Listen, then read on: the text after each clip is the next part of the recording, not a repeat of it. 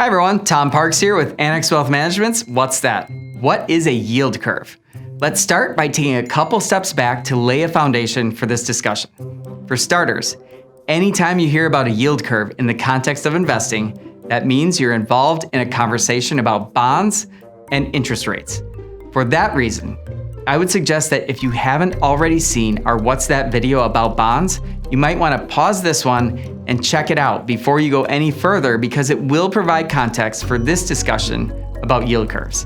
For those of you who have seen the bond video but need a refresher, a yield refers to the return on investment that you receive when you invest in a bond. Don't forget, there is also a duration or period of time that factors into a bond transaction. As is always the case in videos where math is involved, I am going to use deliberately random, pulled out of the hat numbers for the purpose of illustration. Please understand that bond yields are constantly changing. So, depending on when you watch this video, there's no point in me using the yields at the time of the recording because they'll probably be stale by the time you're watching this anyway. With that disclaimer out of the way, let's assume you're looking at bonds with 3-month, 6-month, 1, 3, 5-year, and 10-year maturities.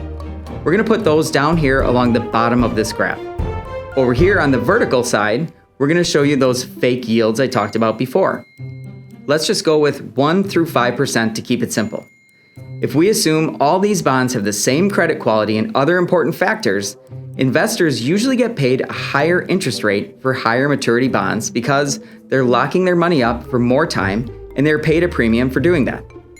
Here's where the yield curve comes into play. Under normal conditions, the curve will look something like this. As you go out further in maturity, your interest rate or yield will also go up. So maybe you're getting paid 1% to lock up your money for 3 months, but you'll get 4% for a 5-year bond. Makes sense, right?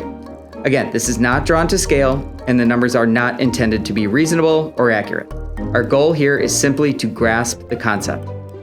If you're an avid consumer of financial news, you've probably heard or read of an inverted yield curve. When you hear that, the object of discussion is U.S. Treasuries, i.e. bonds issued by the U.S. government. So what is an inverted yield curve? Well, that's when you've got a situation where lower duration bonds are yielding more than longer term bonds. So maybe you'll be getting 3% on a 6-month treasury, while a 5-year treasury is yielding only 2%. Again, these are totally fake numbers and wildly out of scale, but I find it's easier to drive home a point with drastic variables. In real life, these numbers tend to be much tighter and expressed in fractions of a percent. When I talk about this in my daily activities, people usually say the normal yield curve makes sense, but they always want to know what causes the yield curve to get inverted and then how it corrects itself and all of that good stuff. Those are great questions that certainly lead to an interesting conversation. But if I got into all that in this video, we'd be here a while.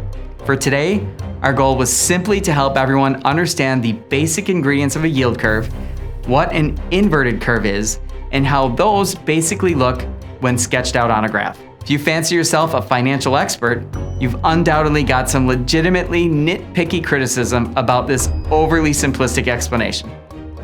But we're not trying to give a masterclass on fixed income here, okay? If you're an average investor, we hope our content will empower you to ask better questions when you're sitting down with your financial advisor. We do not recommend trying to manage all this stuff on your own. I encourage you to find a truly independent fiduciary advisor to help you navigate the complex world of global finance and investing. For more educational content like this, please check out the Annex Wealth Management YouTube channel.